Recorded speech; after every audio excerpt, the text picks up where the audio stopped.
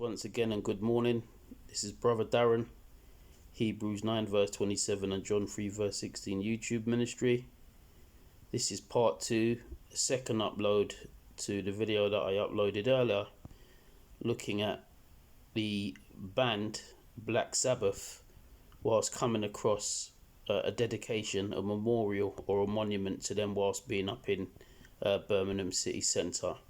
But the first thing that I want to look at is when I start the video for Black Sabbath part 1, you'll probably see that I had an image of Ozzy Osbourne, as well as what appeared to be like a street sign which had a logo on there of what appeared to be like a fallen angel or a flying devil. And we're just going to cover that first before I get into my notes a little bit more about Black Sabbath. But this was on 1000logos.net as a source, and I'll just get to what they say about that image and that emblem of Henry, this flying devil. So here we go here, and it says the emblem. The most known element of the Black Sabbath logo is its iconic mascot emblem. The winged figure with horns and a devil tail is called Henry. Henry was created in 1975 and he became an official symbol of the band. He represents the rebellious spirit, as he has both angelic and diabolical traits. It is a very powerful addition to the Black Sabbath visual identity, which is instantly recognizable around the world and reflects all the band's characteristics and values, as well as celebrates the music genre the band performs. So essentially this icon, this flying devil, is supposed to represent values for Black Sabbath. Christians would shun this image and would definitely identify it with the devil or a fallen angel who was lifted up in pride and was in rebellion against the Most High God. So you can easily quite see how we definitely view it as negative. And when you think about or when you study the lyrics of Black Sabbath and their history and the behavior of the band members at their worst, then surely, for those who understand the righteousness of God, it easily calls into question the character of Black Sabbath and definitely how they're inspired. So these are my notes now on Black Sabbath. Let's start right at the top. Okay, so if we can, that's what happens with technology, right? Okay, so Black Sabbath were an English rock band. They were formed in Birmingham in 1968 by guitarist Tony Iommi, drummer Bill Ward, bassist Geezer Butler, and vocalist Ozzy Osbourne. A BBC source says the band changed their name to Black Sabbath after the title track that took its moniker from a 1963 horror film by Boris Karloff. Black Sabbath are often cited as pioneers of heavy metal music. So this source is mainly from Wikipedia, but there's a few other sources in here. Now, the band helped define the genre with releases such as Black Sabbath 1970, Paranoid 1970, and Master of Reality 1971. The band had multiple lineup changes following Ozzy Osbourne's departure in 1979, with Iommi being the only constant member throughout its history.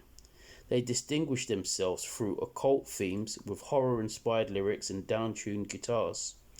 Now, according to the Merriam-Webster Dictionary, a witches' Sabbath refers to a secret meeting of witches and was first used in 1676, while the term Black Mass refers to a perversion of the Christian Mass conducted by Satanists and was first used in 1820.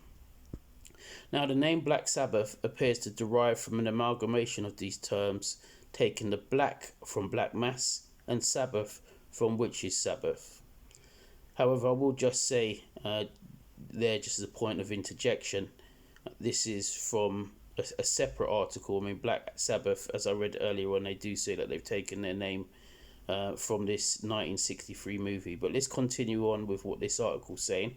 So it says Black Sabbath has referred to witches as satanic, though modern traditions of witchcraft such as Wicca and Felma, both preceding the formation of Black Sabbath, do not self-identify as satanic.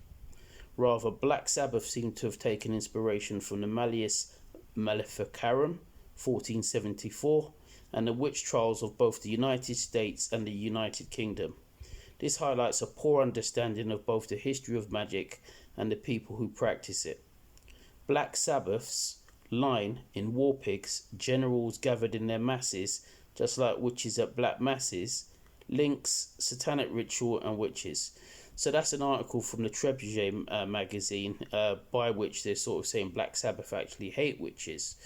But we're going to read on a little bit further just to see how my other notes kind of just compare with that, the overall feeling from Black Sabbath. And that is one article which is sort of saying that Black Sabbath, their name may have came from an amalgamation of, the black from Black Mass and Sabbath from the witches' Sabbath, but they're supposed to hate they're supposed to hate that which is satanic. But anyway, so further up, just before we were talking about Wicca and Felma, which they're not supposed to be satanic, they're not classed as black magic, but Anton LaVey, who was the head of the Church of Satan, who's now passed away, he said, in contrast to many older ceremonial magicians, LaVey denied that there was any division between black magic and white magic. And why is that actually correct, and why does that line up with the Bible? Because the Bible does say that magic is not of God. In several verses in the Old Testament, we quite easily see God prohibit, especially the Israelites, from having anything to do with magic, because its derivation, its source, is not from God itself. Magic is it's normally some form of incantation, some form of ritual, some form of spoken spell, and it can be used in certain cases, especially through black magic, to yield for harm or curses or hexes on people. So let's go on and let's continue. Now, Black Sabbath has sold over 70 million records worldwide as of 2013, making them one of the most commercially successful heavy metal bands. Black Sabbath, together with Deep Purple and Led Zeppelin, have been referred to as the unholy trinity of British hard rock and heavy metal in the early to mid 70s. Notice that phrase that they coined, taking and borrowing from the True Holy Trinity. Now, they were ranked by MTV as the greatest metal band of all time and placed second in VH1's Greatest Artists of Hard Rock list. Rolling Stone magazine ranked them number 85 on their 100 greatest artists of all time. Black Sabbath were inducted into the UK Music Hall of Fame in 2005 and the Rock and Roll Hall of Fame in 2006. They have also won 2 Grammy Awards for Best Metal Performance, and in 2019 the band were presented a Grammy Lifetime Achievement Award. Now, Ozzy Osbourne, called the Prince of Darkness, a title that is often used for none other than Satan himself, or is used for none other than Satan himself. Now, Ozzy Osbourne has been criticised throughout his career of promoting Satanism, and he wrote a song called Mr. Crowley, which I referenced earlier on in part 1 to this upload. And that was released in 1981. Now, the song contained the lines, "You fooled all the people with magic, yeah. You waited on Satan's call, Mr. Charming. Do you think you were pure? Mr. Alarming, in nocturnal rapport, uncovering things that were sacred, manifest on this earth, conceived in the eye of a secret, and they scattered the afterbirth." Now, we'll continue. Now, in the liner notes for the Osman Cometh, Ozzy wrote, "I'd read several books about Aleister Crowley. He was a very weird guy, and I always wanted to write a song about him." Now, in an interview with Kerrang! Magazine, bassist Geezer Butler detailed how the band came up with the lyrics for the song Black Sabbath. The interviewer said, and I will reference the source from this article in just a moment, "Not long after, you had the fateful experience which prompted the lyrics to the song Black Sabbath. What do you remember about that?" Geezer Butler replies, By this point, I'd moved out my mum's house and I got a flat with my girlfriend. I was really interested in black magic, and I painted my entire room black with inverted crucifixes all over the place. It was back when we were called Polka Talk, and Ozzy had brought me this black magic book in Latin or something. We had a few joints, and he left me with it. Later that night, I put the book in the airing cupboard outside on the landing, and I went to bed. I woke up scared to death. There was this big black shape looking in at me. Whether it was a dream or not, who knows? But it was very real at the time. I got really frightened by it all. I immediately got up and associated it with the book Ozzy had given me, but the book had vanished. I told Ozzy the next day, and that's how he came up with the lyrics for Black Sabbath. The source for that was Kerrang.com. I believe the article is entitled Geezer Butler, Heavy Metal Keeps You Young, I Still Feel Like I'm 25. Now there is another article that I came across as well, which says that Geezer Butler, he kind of had some type of psychic episodes. Psychics generally are mediums, which according to the Bible and our understanding from biblical and Christian theology are essentially contacting demons. That's how they're inspired. There are some psychics which I believe are fake, but there are definitely some mediums that are in contact with the spiritual world and that which is not of God. Gerard Butler, Crowley and the Devil's Horn Signs. I always used to do it in the breakdown in the song Black Sabbath. So this is the Devil's Horn sign where you sort of bend your two middle fingers back and hold up your thumb and your little finger and your index finger in the sign of devil's horns. So Butler is saying, I always used to do it in the breakdown in the song Black Sabbath. Just before it goes into the fast part at the end, I do that sign to the audience.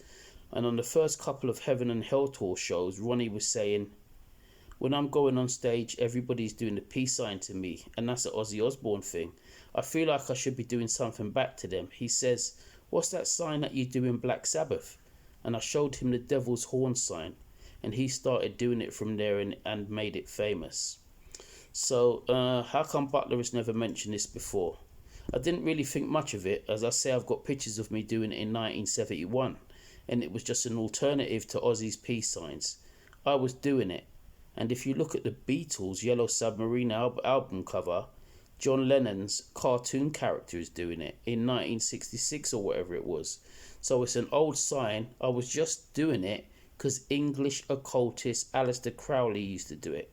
Now, as I've mentioned before, for anybody that does reading on Aleister Crowley, he was involved in several different forms of magic and incantations and even channeling. I think that was his wife, and he dubbed himself the Beast 666, the most evil man alive.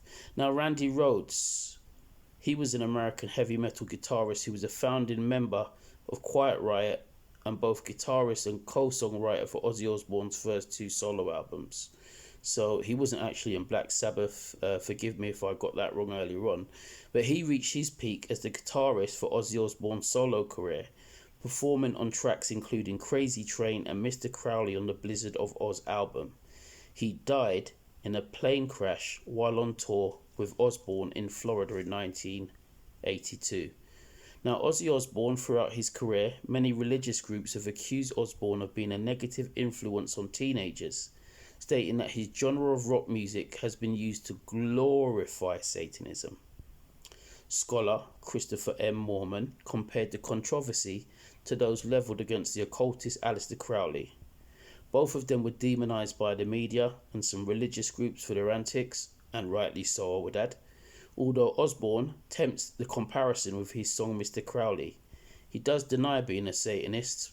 I can't imagine many people would want to openly say that they are, but there you go. Conversely, it has been reported that Osbourne is a member of the Church of England and that he prays before taking the stage each night before every concert.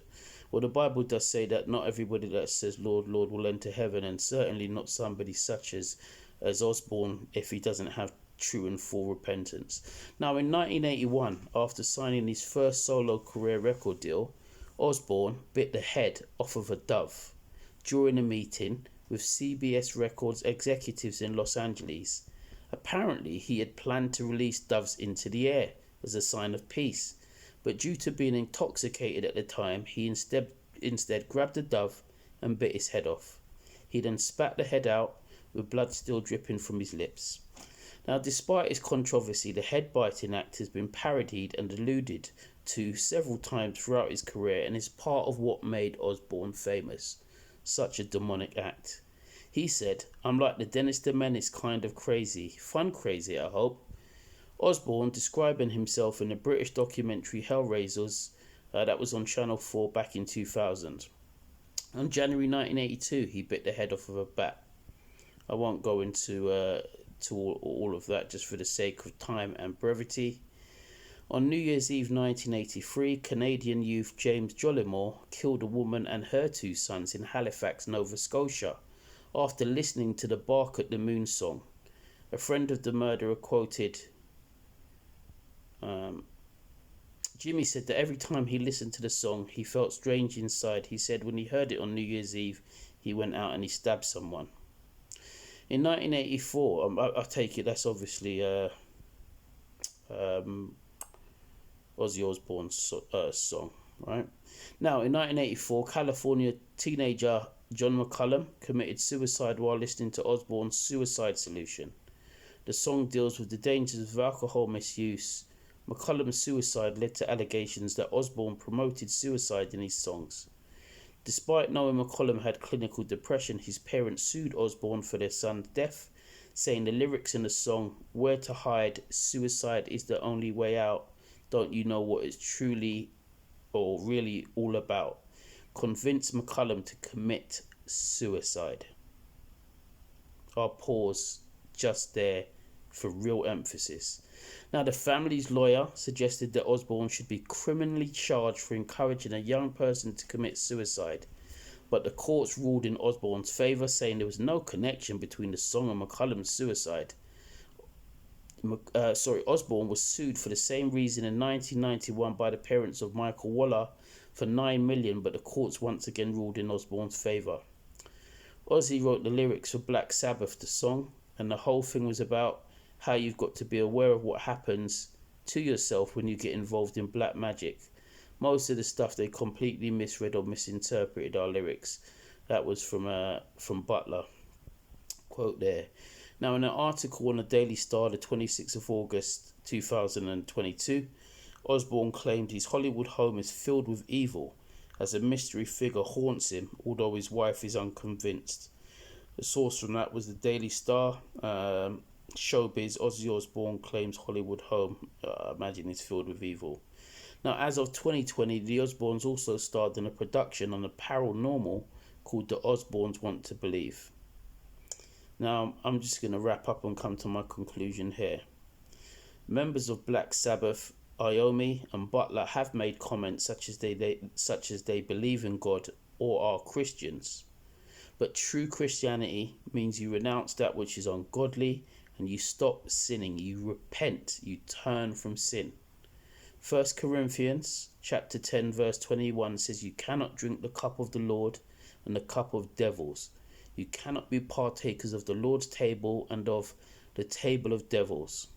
Revelation chapter 20 verses 10 and verses 14 and 15 says this in regards to the devil's fate. And the devil that deceived them was cast into the lake of fire and brimstone, where the beast and the false prophet are, and shall be tormented day and night forever and ever. And death and hell were cast into the lake of fire.